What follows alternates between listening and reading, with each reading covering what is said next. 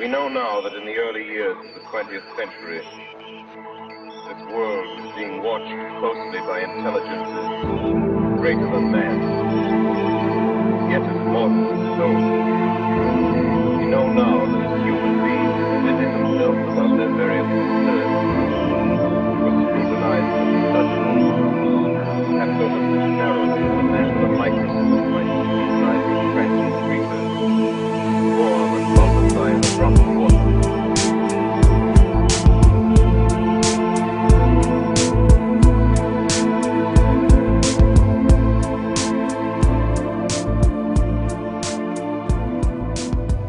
God, we got a problem. Of course we do. There's a woman down there being brutally assaulted. Jeffrey, there's always someone being assaulted, or raped, or murdered. There's always someone suffering from a disease or dying in an accident. This stuff is nothing new, Jeffrey. Couldn't you, I don't know, do something about it? No? Well, why the hell not? Simple. I want my creation to be free, Jeffrey. True freedom of choice means having the ability to choose to do evil things. And diseases and accidents, they may seem bad, sure, but through these tribulations and hardships, people can become stronger. You can't appreciate the good without knowing the bad. I never give people more than they can handle. You never give people more than they can handle? Yep.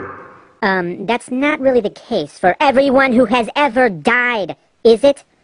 Look, I'm not being absolute here. I'm not asking you to get rid of every evil and every hardship. But a little child who dies of cancer will never be stronger because of his tribulation. He will die because of it. It's pointless. It's not pointless. It's a part of my plan. Plan? I thought you were all about free will. And just what the hell is your plan? You, the wisest being in existence, can't figure out how to carry out your plan without requiring the deaths of innocent children? And I'm not even asking you to put a stop to all evil, but why do you allow evil that seems so pointless? Like what's happening to that woman and her son? What good will come of that? You could stop it. Effortlessly. You are omnipresent, which means you're in their presence, watching it happen. God Almighty himself is just standing there, watching it. Why won't you do something? I told you, Jeffrey, free will. You don't want to interfere with the murderer's freedom? Well, yeah. So what you're saying is that you care more about the murderer's freedom to murder and the rapist's freedom to rape than you care about the lives of their victims. Well, it doesn't sound as good when you put it like that, but yeah, I guess you're right. What do you think Superman would do if he were here? Do you think he'd just stand here and watch, like you do every day? No, probably not. Superman is supposed to be good. You're supposed to be good. Superman isn't concerned about interfering with free will. Oh, like you never interfered with free will? Like you never performed a frickin' miracle? Let me ask you something. If you performed a miracle right now and stopped that rapist, how many people's free will would be affected? Well, the rapist's free will would be affected, so one, I guess. One person's free will would be affected if you stopped him. Right. Would anyone's free will be affected if you did nothing? Well, Doesn't it look like that woman is being assaulted against her will? Well, yeah, I suppose, but... So whether you choose to help or not, at least one person's free will is going to be affected, right? True. So you're taking the side of the rapist and the murderer. Your inaction is action. You're protecting the murderer's free will over that of their victims.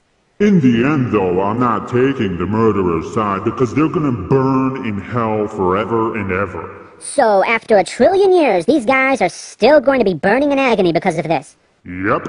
Will that unrape the woman? Will that unmurder her son? Well, no. Will the torture of her rapist make her feel better about being raped? No, I guess not. And what will burning forever and ever teach them? Well, it'll teach them not to rape or murder, that's for sure. And what good will that do anyone as long as they're burning forever? Perhaps the situation is more nuanced than you bad, you burn. What if you stopped them, or set actions into motion that would stop them, and help them realize that what they would have done is wrong, turned their zeal for evil into zeal for good? Maybe they could then be the ones to prevent future murders and rapes instead of you. Now that would be a cool plan from a benevolent God. But, as you'd have it, a woman would be raped, a boy murdered, and 2 men mercilessly tortured forever and ever.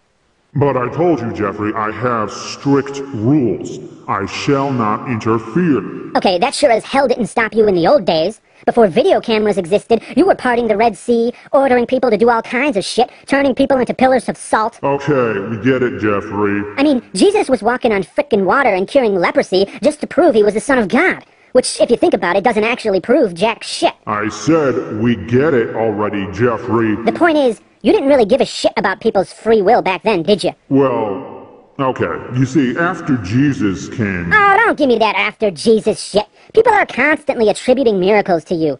When that train derailed, killing 158 people, but that one little boy was pulled out of the rubble by a firefighter, instead of giving him the credit, everyone gave you the credit, calling him a miracle baby, and forgetting that 158 other people had just died. Where were their miracles? Actually, Jeffrey, that was a miracle. I did that one to keep up my image. You know, every cloud has to have its silver lining. Really? Yep. Huh. And, when Pastor Henry said in his sermon that God helped him find his car keys... Yep. That was me. That was a miracle. What? Were the keys to his Mercedes supposed to just find themselves? And, when 2-year-old Benny Smith died of cancer? I work in mysterious ways. What about when Tom Anderson survived being shot in the head by a mugger? Oh, I saved him. That was a miracle. And when Nicole Jones didn't survive being shot in the head by a mugger? I won't interfere with free will. Okay, stop right there. You didn't just spot the problem. You don't see anything wrong with your consistency here? Huh. Wait a minute.